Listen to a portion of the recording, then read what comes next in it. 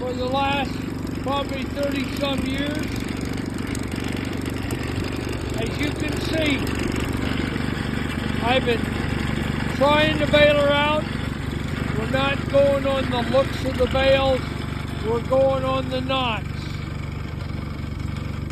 Again, December 17th. I'm happy with the knots. Getting ready for Christmas. So I can think I'll probably park it for a while and say that it's ready to bale once we get a windrow this spring.